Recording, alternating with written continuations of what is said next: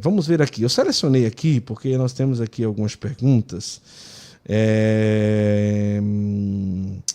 Ana, eu tenho 6 filhos. A Rebeca está dizendo. Eu tenho fibromialgia. Nossa. Tenho muitas dores fortíssimas. Isso me limita muito na arrumação do lar. Eu acabo me aborrecendo muito facilmente. Isso me abala muito. Nossa. Como me abala? Na verdade, não é nenhuma pergunta, é só uma partilha mesmo que ela quis dizer, não é? Que para ela é muito difícil essa realidade, né? Rebeca? A Rebeca, Rebeca, então, eu tenho uma pessoa muito próxima na família que tem fibromialgia. Então, assim, pelo que já li, pelo que essa pessoa fala, a fibromialgia é uma doença muito ingrata, sabe? Porque ninguém percebe. Tipo, não é que nem você tá numa cadeira de roda que a pessoa percebe, você tem alguma deficiência e tal. A fibromialgia, tem gente que não dá valor, assim, que não entende o que é, o que a pessoa sofre. Eu sei que é muito sofrimento. Então, assim, eu pensaria, primeiro, né, toda essa ideia de que se Deus te deu essa condição, né, essa doença, que é uma doença degenerativa, é porque ele tem certeza que você vai ser mais santa com essa doença do que se você tivesse sem. Né? Então, assim, você pode pensar, nossa, mas eu ia poder servir tão melhor os meus filhos, eu podia ter uma casa tão mais arrumada, mas Deus não quer a sua casa tão arrumada agora, entendeu? Deus quer que você seja santa com essa condição. E aí, inclusive, assim, se ele pudesse te perguntar, você prefere ter saúde e não cumprir a minha vontade, ou você prefere cumprir a minha vontade tendo essa situação? Provavelmente você ia querer cumprir a vontade de Deus, porque ela é perfeita, né? E pensa assim, que eu gosto muito dessa ideia, que a nossa vida é como um tapete persa do lado contrário. A gente olha um monte de linha cruzada, a coisa mais feia, né? Um tapete do lado avesso. Você fala, gente, que coisa mais bagunçada, né? E no final da nossa vida, a gente vai virar e vai ver uma obra maravilhosa, né? Uma paisagem toda perfeita que a gente nunca ia imaginar que ia fazer com aqueles tecidos entrelaçados. Então, primeiro, assim, pensa que Deus te quer assim. Se você tá dando o seu melhor, você fala, Senhor, eu queria ter uma casa mais arrumada, mas é assim que o Senhor quer que eu o ame, então eu vou te amar assim. Né, mas dando o meu melhor, mas dentro da sua condição, né? Não pode querer fazer mais do que você pode. Tem que seguir as orientações dos médicos e tudo. E na medida do possível, se você conseguir uma ajuda pra cá, outra pra lá, né? Talvez conversar com alguém que possa te dar uma mãozinha e mais alguma coisa. Mas não queira uma realidade que não é a sua, sabe? Isso é um problema hoje em dia. A gente olha pros outros, pras outras famílias e quer uma outra realidade. Você sabe que eu tava lá em Londres? Muito chique, né? Mas ninguém sabe o que veio antes. Enfim. E aí uma menina escreveu pra mim assim, nossa, a sua vida é uma vitrine. Eu fiquei, o quê?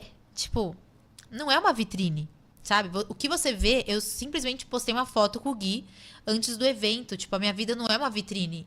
Ninguém sabe o que tá por trás. Ninguém sabe como que as coisas acontecem pra aquela foto. Pra aquela foto acontecer, né? Então, assim, não existe isso.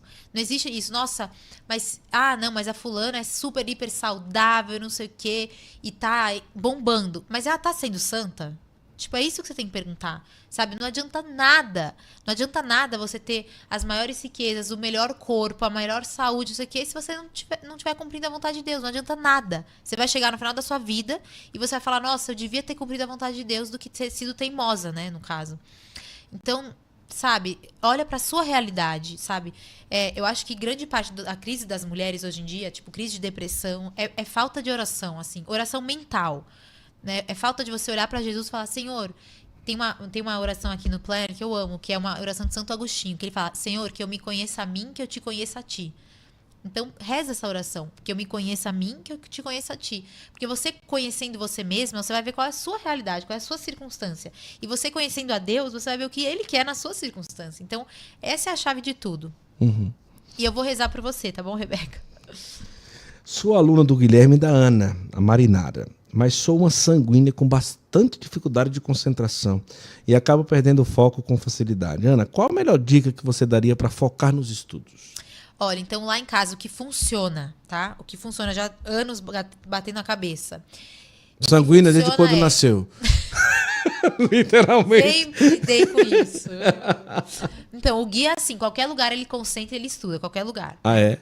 Mas eu não. Então, pra mim é o seguinte, o que funciona é colocar as crianças pra dormir cedo, tipo 7h30, elas já estão dormindo, e eu não pegar o celular, e aí eu sento na minha escrivaninha, ligo o meu abajur, já tem um copo d'água ali, e aí eu falo.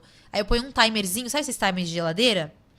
põe um timerzinho, tipo, cronômetro 1 hora. E aí você não vai levantar dali antes de 1 hora. Só assim. Tipo, é um negócio meio força bruta, sabe? Mas senão não funciona. Não tem essa. E claro, o que me ajuda muito é, tipo, sempre na bolsa ter um livrinho. Então, assim, você tá numa fila, pega o livrinho. Isso ajuda muito no estudo também.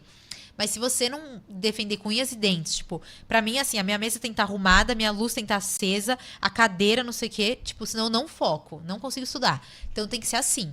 Tem que ser um negócio meio. Não tem segredo, né? Às vezes a gente fala, qual que é o segredo? Não tem um segredo. O segredo é um foco, o ambiente, né? Sertilanges fala isso na vida intelectual, né? Ele fala que você tem que ter um ambiente que vai te convidar pro estudo, né? Não adianta ler no sofá, estudar na cama. Isso daí não vai funcionar, ainda mais pra uma sanguínea.